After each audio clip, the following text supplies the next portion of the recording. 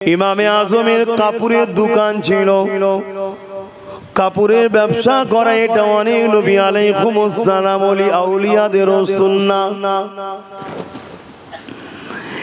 এ নজওয়ানেরা, আব্বারা, মায়েরা, বোনেরা, ইমামে আজম হুজুর আমার দোকানে বসে রয়েছেন। এমন সময় একজন মানুষ চলে এলো, এসে একটা কাপড়কে ফেরত দিতে লেগেছে। হুজুর আমার পরিবার এটা পছন্দ করে না, বা আর একটা রায়াতের মধ্যে আছে তার মধ্যে ছিঁড়া ফাটা রয়েছে, যাই হোক এটাকে আপনি চেঞ্জ করে দিন। ইমামে আজম ওই কাপড়টাকে নিয়ে কাঁদতে লেগেছে। আহারে দুনিয়াদারি করো, এইভাবে করো, আখিরাতকে প্রতিটা কদমে কদমে স্মরণ রেখে রেখে করো। দুনিয়াদারি করাটাও একটা ইবাদত, এর মধ্যে গুনাহ নাই। দুনিয়াদারির মধ্যে তো নেকি আল্লাহ রেখেছে।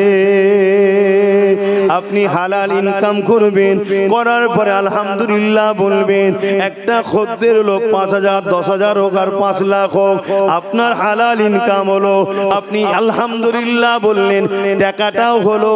আলহামদুলিল্লাহ বলার জন্য ইবাদত নেকি হয়ে গেল। ইমামে আজম কি মানুষটা বলতে লেগেছে, ও আল্লাহ পাকের ওলি বান্দা, আপনি মনে ব্যথা নেবেন না, আপনি কাপড়টা ফিরিয়ে দিন, আমি আমার স্ত্রীকে জোর করে দিয়ে দেব, আমার স্ত্রীকে নিতে বাধ্য করে দেব। ইমামে আজম বলতে লেগেছে, বাবা রে, তার জন্য আমি কাঁদিনি বাবা। হুজুর তাহলে কেন কাঁদতে লেগেছেন? হুজুর বলতে লেগেছেন, বাবা তোমার কাপড়টা পছন্দ হয়নি, তাই তুমি চেঞ্জ করে নিতে লেগেছো। কাল কিয়ামতের ময়দানে আমার আমলনামাটা যদি আল্লাহ দেখে বলে, এ আবু হানিফা তোর আমলনামা পছন্দ হয়নি, চেঞ্জ করে দে, আমি আবু হানিফা তখন কোথায় পাবো? তাই আমি ইমামে আজম নোমান বিন সাবিত আবু হানিফা সেই ময়দানে মাশরের কথা মনে পড়েছে, সেই দিনের জন্য আমি কাঁদতে লেগেছি। বাবা তোমাকে চেঞ্জ করে দেওয়ার জন্য কোনো অসুবিধা নাই। এ যুবকেরা, তরুণেরা, আমার বাপ জানেরা, মায়েরা, দুনিয়ার জমিনে থাকবো ঠিকই, কিন্তু মনে রাখতে হবে নিঃশ্বাস কখন ফুরিয়ে যাবে কেউ জানে না। কেননা নিঃশ্বাস আসার ডেট আছে, যাবার কোনো ডেট নাই। আল্লাহ পাকের কাছে প্রতিটা কদমে কদমে তওবা করেন, দরুদ পড়েন, তাসবিহ পড়তে থাকেন। আপনি কারবারে বসে আছেন, মোবাইল ফালতু না ঘেটে আপনি ওখানে বসে দরুদ শরীফ পড়েন, আল্লাহু আকবার পড়েন, সুবহানাল্লাহ বলেন, দরুদ শরীফ পড়েন, আল্লাহ আপনার রুজিতে বরকত দেবে। অনেকে মনে করে আমার কাছে তো 500 টাকা হলো, ও গান বাজনা বাজায় 5,000 টাকা হলো, এটা ভেবে লাভ নেই। আপনি 500 খরচ করতে 1 সপ্তাহ লেগে যায়, ওর 5,000 খরচ করতে 5 ঘন্টাও লাগে না। আল্লাহর উপরে যদি আপনার আকীদা ঠিক থাকে, আল্লাহর উপরে যদি আপনার ভরসা থাকে, যখনই মুয়াজ্জিন বলে দেবে আল্লাহু আকবার, আল্লাহু আকবার, ওই সময় যদি খুদ্দেরটা এসে যায়, আপনার বলা দরকার ভাই আপনাকে অপেক্ষা করতে হবে, কারণ আল্লাহর পক্ষ থেকে ডাক এসে গেছে, যিনি আমাকে বাঁচিয়ে রেখেছে।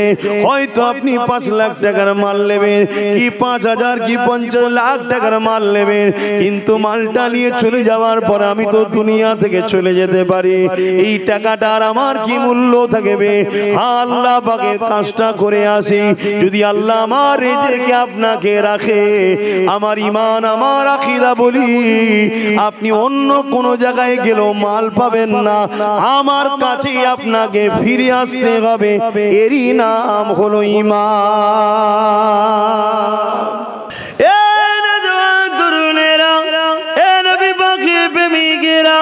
চিরস্থায়ী দুনিয়া কারণ আজ আছি কাল চলে যেতে হবে। আল্লাহকে রাজি খুশি এই দুনিয়া জমিন থেকে করতে হবে, পরকালে রাজি খুশি করার কোনো সিস্টেম নাই। এখানে আপনাকে রাজি করতে হবে, এখানে আপনাকে পরীক্ষা দিতে হবে। আপনি প্রতিটা নিঃশ্বাস ফেলার সময় আল্লাহর খুশির জন্য ফেলুন, প্রতিটা নিঃশ্বাস টানার সময় আল্লাহ পাককে খুশি করার জন্য টানুন। কেননা আল্লাহ আপনাকে আমাকে দুটো চোখ দিয়েছে, যদি এই দুটো চোখ না দিতাম অর্থটা কি জিনিস বুঝতেই তো পারতাম না। যদি দুটো পা না দিত নিজের পায়ে হেঁটে কখনো নিজের কাজ করতে যেতে পারতাম না। যদি দুটো হাত না দিত এই হাত দিয়ে হালাল ইনকামটা করতে পারতাম না। আল্লাহ পাক যদি আমাকে তোমাকে দিমাগে সুস্থ না করতো, এমন করে তেমন করে দিমাগ আল্লাহ না দিত, তাহলে তুমি আমি ব্যবসা কারবার কিছুই তো বুঝতে পারতাম না। শুধু বুঝা নয়, বাপ মার কাছেও তুমি আমি বুঝা হয়ে যেতাম। হ্যাঁ, এটা দুনিয়া, মনে রাখবেন 100 বার আপনাকে মনে রাখতে হবে। একদিন না, দুদিন, 3 দিন নয়, 4 দিন, একদিন তোমার জন্মদাতা বাপি বলে উঠতো, আরে এই ছেলেটা গেলিয়ে বড় পেরেশান হয়ে গেলাম, আরে এই ছেলেটা গেলে কোটি কোটি টাকা খরচ হয়ে গেল। একদিন তোমার কানে যখন এই আওয়াজটা আসতো, তোমার জন্মদাতা বাপ, তোমার জন্ম দুঃখিনী মা তোমাকে বোঝা মনে করছে, মনে দেখো তো দেখি তোমার দিলটা কত ভেঙে চুরমার হয়ে যেত। আমার আল্লাহ তোমাকে আমাকে তা করেনি, সুস্থ শরীর দিয়েছে, সুস্থ জিন্দেগি দিয়েছে, দিমাগ দিয়েছে, বুদ্ধি দিয়েছে। একটু সেগুলোকে খাটিয়ে হালাল ইনকাম করো, হারামের দিকে যেও না, আল্লাহকে খুশি করার জন্য চলো। এবং যারা চলে গেছে তাদেরকে স্মরণ রাখো, তাদের জন্য দুয়ার মাহফিল করো। কেন নবী আমার জানিয়ে দিলে যখন কেউ মাইয়াদের জন্য দোয়া চায়, ওই দোয়াটা আল্লাহ পাক পিতা করে দেয় না। ইসালে সওয়াবের দোয়াটা আল্লাহ পাক জমা করে এমন করে জান্নাতি খানচায় সাজিয়ে রেশমের কাপড় দিয়ে ঢেকে দিয়ে ওগুলো মারদাদের রুহে রুই আল্লাহ বক্সে দেয়। মুর্দারা যখন এই সওয়াবটা পায় ওই সময় তারা বড় খুশি হয়ে যায়। হে আমার আল্লাহ, এই সওয়াব কোথা থেকে আসছে আল্লাহ? আল্লাহ পাক ওই সময় বলে, ওরে আমার বান্দা বান্দিরে, দুনিয়া জমিনে তোমরা সন্তান রেখে এসেছো, তোমাদের সন্তানেরা তোমাদের জন্য দান খৈরাত করেছে, ইসালে সওয়াব করেছে, দুয়ার মাহফিল করেছে, দ্বীনি আলোচনার মাহফিল করেছে, এলাকার মানুষরা সেখানে জমায়েত হয়েছে, তোমার প্রতিবেশীরাও তোমার জন্য দোয়া চেয়েছে, তোমার বাচ্চারাও তোমার জন্য দোয়া চেয়েছে, উলামারাও তোমার জন্য দোয়া চেয়েছে। আমি আল্লাহ সেগুলোকে জান্নাতি খানচা করে সাজিয়ে সাজিয়ে তোমাদের রুহে রুহে বক্সে দিলাম। আরো জোরে বলুন সুবহান। অবশ্যই কবর বড় কঠিন জায়গা, কেননা আল্লাহ নবী জানিয়ে দিলেন প্রতিদিন কবর ঘোষণা দেয়, ওরে আল্লাহ বান্দা বান্দিরা, জমিনের ওপরে তোরা নাফরমানি করে ঘুরে বেড়াচ্ছি, জমিনের ওপরে বড় দাম্ভিকতার সঙ্গে ঘুরে বেড়াচ্ছি, জমিনের ওপরে বড় মস্তানি ভাবে ঘুরে বেড়াতে লেগেছি। ওরে আল্লাহ বান্দা বান্দিরে, আমি কবর তোর কি মনে পড়ে না? এই জমিনে নিজে তোকে একদিন আসতে হবে। আমি কবর বড় একা থাকার জায়গা, আমি কবর বড় অন্ধকার জায়গা, আমি কবর পোকামাকড়ের জায়গা, এখানে তোকে একদিন আসতে হবে। তার জন্য তুই প্রস্তুত নিয়ে আয়, তার জন্য তুই তৈরি হয়ে আয়। এই যুবকেরা, ইমাম বুখারী মুসলিম বলে, কবরের জমিনে যখন মানুষকে রাখাবে, ওই কবরের জমিনে আল্লাহ আমার রাসূলুল্লাহকে তাশরীফ নিয়ে এসে থাকে। এবং ইমাম বুখারী মুসলিম বলে, ওই কবরের জমিনে একটা প্রশ্ন হবে, আমার রাসূলুল্লাহকে দেখিয়ে প্রশ্ন করা হবে, ইনি মুহাম্মদ রাসূলুল্লাহ, ইনা সম্বন্ধে তোমার দুনিয়াতে কি ধারণা ছিল, ইনা সম্বন্ধে তোমার দুনিয়াতে কি রায় ছিল? যদি তোমার আমার দুনিয়ার জমিনে রায় হয়, আরে খাতুরে জান্নাত কেউ কবর ছাড় দিচ্ছে না, এই রকম যদি মেন্টালি হয়, ওই কবরের জমিনে তোমাকে ধরা পড়তে হবে। কেন রাসূলুল্লাহ জানিয়ে দিয়েছে, খাতুনে জান্নাত ফাতেমা হলো আমি রাসূলুল্লাহ আমার শরীরের অংশ। নবী নূর ফাতেমা ফাতেমা শরীরে রাসূলুল্লাহ শরীরের টুকরো খাতুনে জান্নাত নূর। কবরে যারা পাস করবে প্রতিটা মঞ্জিল তাদের জন্য আসান হয়ে যাবে, কেননা কবর হলো প্রথম মঞ্জিল।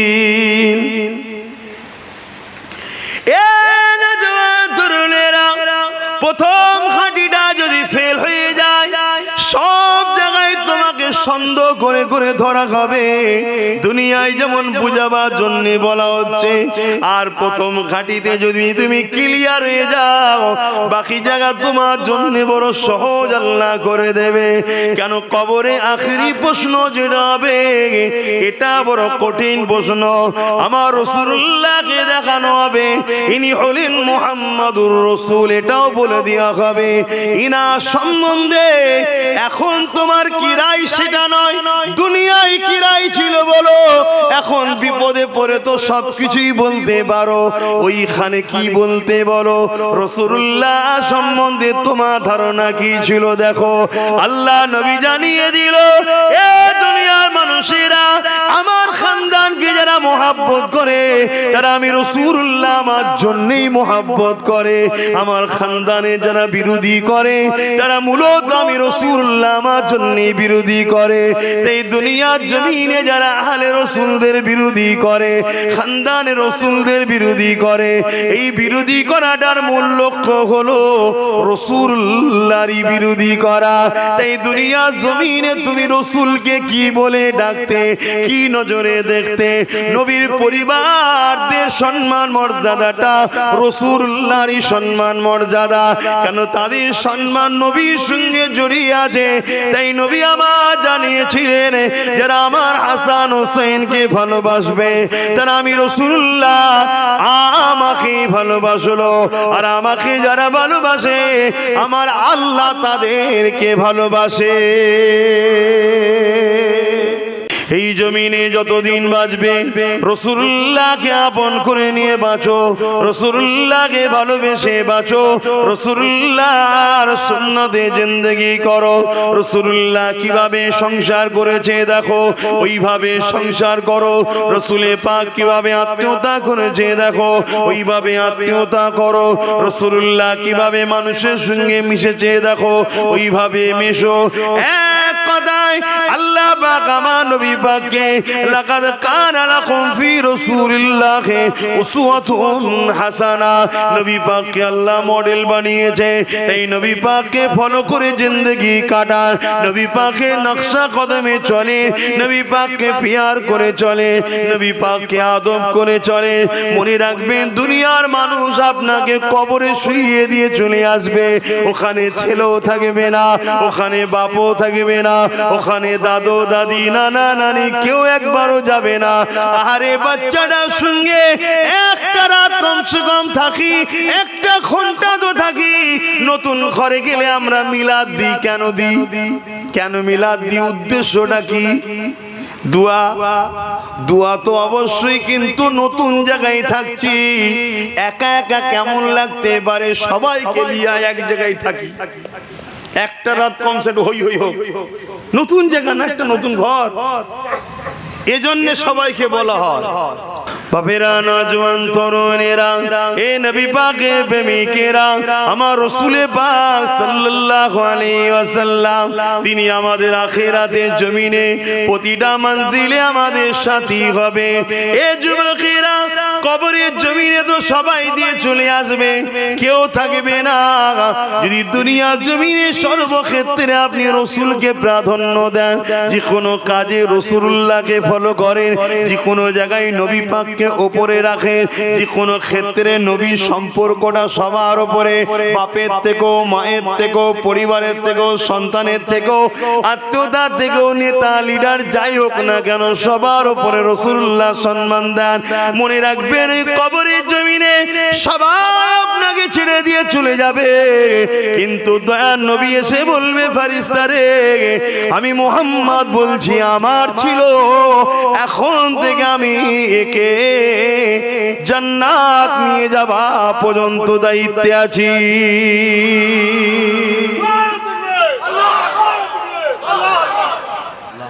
অতএব ইসলামের প্রতিটা কাজের মধ্যে ভালাই রয়েছে।